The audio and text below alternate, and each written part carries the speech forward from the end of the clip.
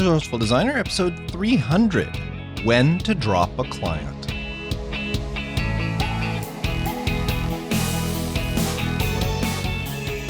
Welcome to the Resourceful Designer Podcast, offering solutions to streamline your graphic and web design business so you can get back to designing.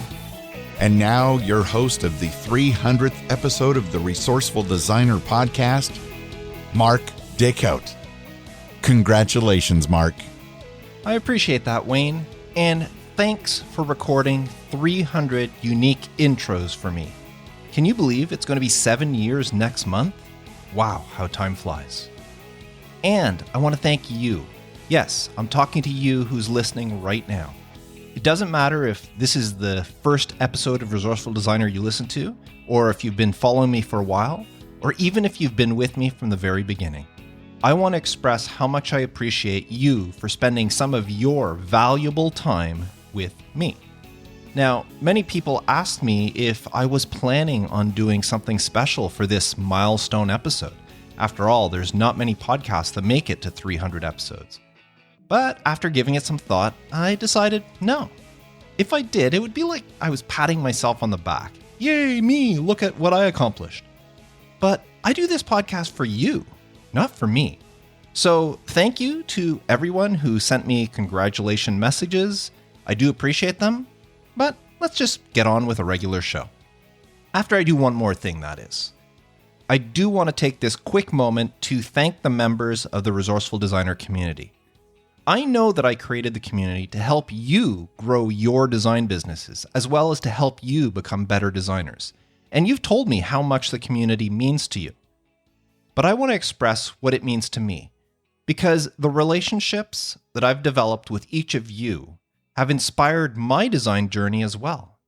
I'm now a better designer, a better business owner, and just an overall more fulfilled person because of you, the members in my community. So thank you so much for being a part of the Resourceful Designer community. And now, on with the show. Today, I want to share 11 signs that it's time to let go of a client. When you first start out in this business, firing a client may seem like a completely foreign concept. After all, isn't the whole point of building a business to increase the number of clients you have, not reduce it? Money is money, and as long as the client pays, they're worth having, right? If you're strapped for cash and don't have a choice, then I say, sure, get every client you can. But as your client list grows and things become more stable, you'll inevitably notice that some clients are easier to work with than others. Or maybe it's not the clients themselves. It might be that you enjoy working with certain client projects more than other client projects. It's also possible that, like so many of us, you find yourself dealing with clients who just frustrate you for one reason or another. These are the clients that, they make you kind of sigh or groan every time they contact you. And you find that dealing with them is more difficult than dealing with your other clients. And you can put up with these clients for a while, but if something isn't done to resolve whatever issues you have with them, the solution may be to let them go. Now, not every reason to let a client go is a negative one. As you'll see from the situations I'm about to describe, there are times where you may want to let a client go because it's the right thing to do at the time for yourself. You'll grow over time as a designer and as a business person. This growth may lead you to pivot your business and perhaps narrow down on a niche, making some existing clients no longer a good fit for you. Whatever the reason, at some point, you will be faced with walking away from a client, hopefully in a way that minimizes the impact on your business. So here are 11 signs that it's time to let a client go. The client has unreasonable demands or is possibly abusive. If you ever feel like a client is treating you unfairly or is outright abusive, it's definitely time to let them go. Some clients expect you to behave like employees. They want you at their beck and call, doing their bidding whenever and whatever they want. Just because they're paying you does not give them the right to treat you unprofessionally. You are a business person, just like them, not their employee. And any abusive behavior, verbal attacks against you or your business should never be tolerated, regardless of the cost of the design project. Now, this may sound like common sense, but many designers put up with unreasonable and abusive clients because the money is so good. Trust me, let them go. You will find better clients to replace them. You may want to let go clients that negatively impact your bottom line. Now, some clients are notorious for expecting special favors. Maybe they want special rates or discounts. Or maybe they expect you to provide services above and beyond your typical offerings. If your relationship with these clients no longer feels like a good business decision, then let them go. It's as simple as that. Maybe the client refuses to work your way. Any client who refuses to follow your guidelines or work the way you outline should be a concern for you. If you cannot resolve the issues with them, it's a sign that they're not a good fit.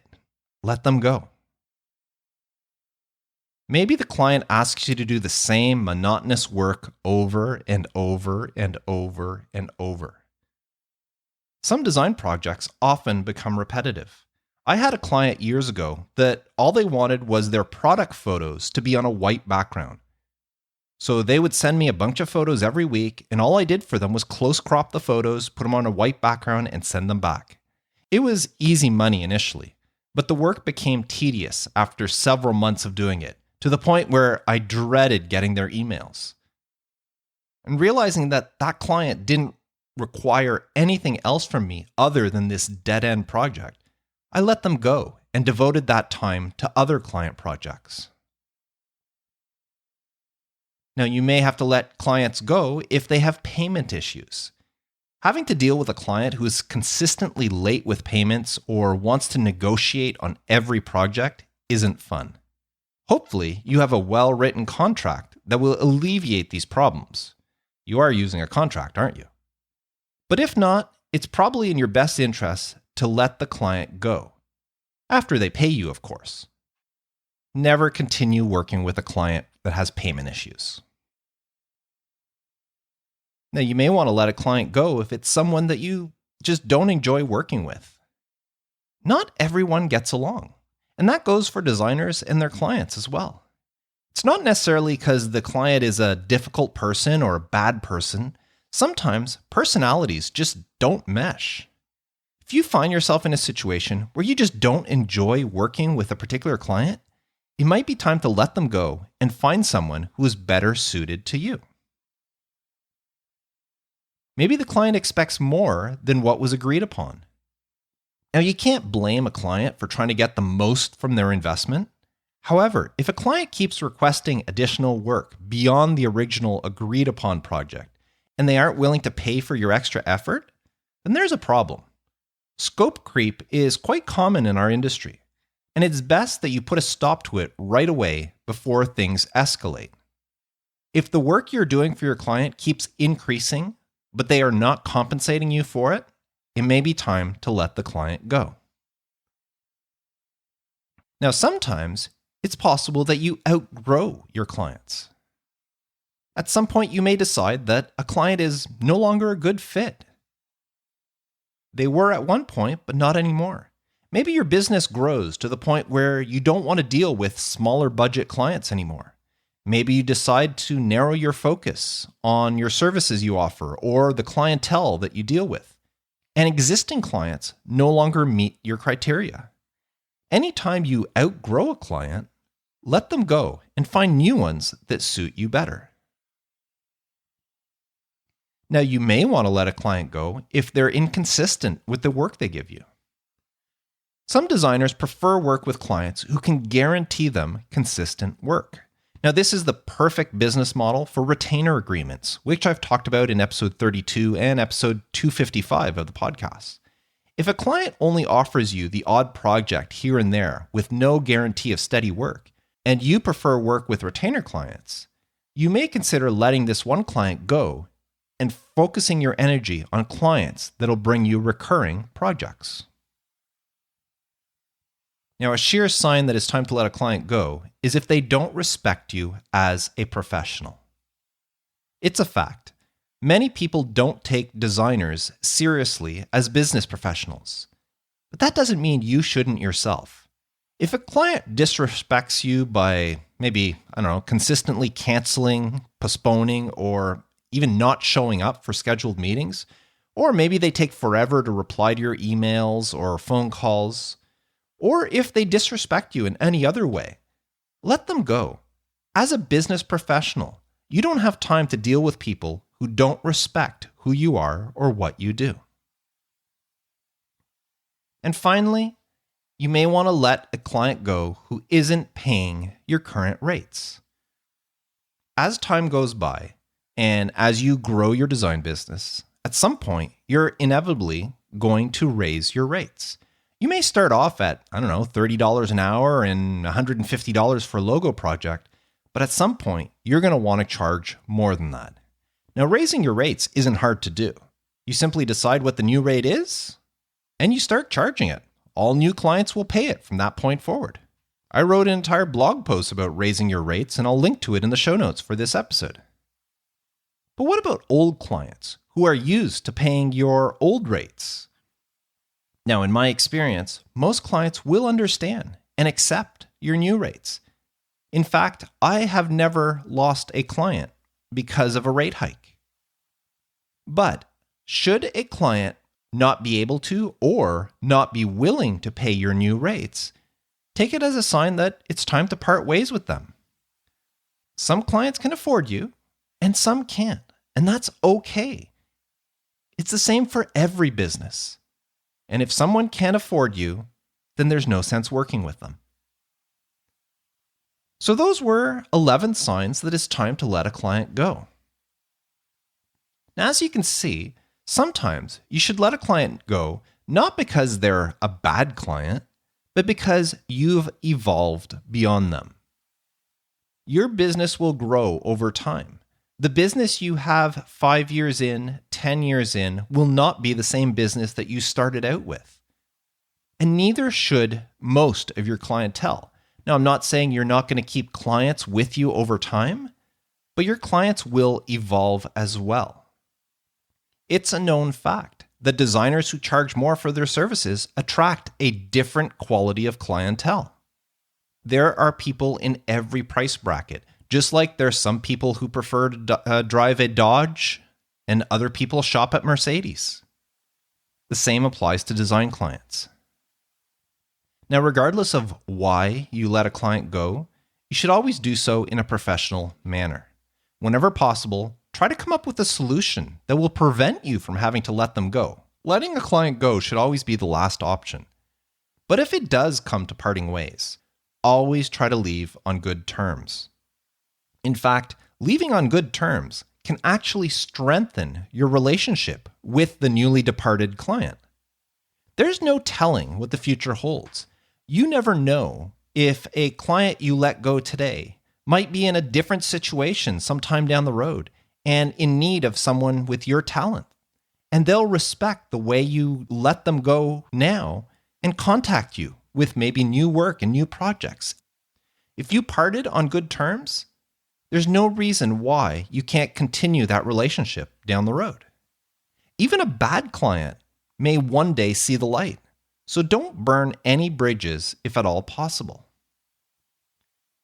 Now, I've talked many times before on this show about how the success of any design business is built on the relationships that you form with your clients. And that's why ending those relationships can be so hard, especially ones that you've had for a very long time. But what you need to remember is that you are running a business, and as such, you need to do what is in the best interests of that business. You should always have your client's best needs in mind, but their needs should never supersede your own. And that's why sometimes you have to let clients go. And they'll respect you for it. So that's what I wanted to talk about in this 300th episode of Resourceful Designer. So I want to thank you once again if this is your first episode or if this is your 300th episode. I really do appreciate you spending a little bit of time with me. And if you want to spend even more time with me, the Resourceful Designer community is open for new members. Now, in case you're unaware, there is a cap on how many people I will allow to join, but right now we still have spots open, so it's the perfect time to join the community. If you want to be part of a group of great design professionals, all at different levels of their journey, who are willing to share advice, offer opinions, be there to hold you accountable for whatever you need, then the Resourceful Designer community is for you. To learn more, visit resourcefuldesigner.com/community. So thank you very much. Until the next time, I am Mark Decote, wishing you all the best with your design business. And for the 300th time, reminding you to stay creative.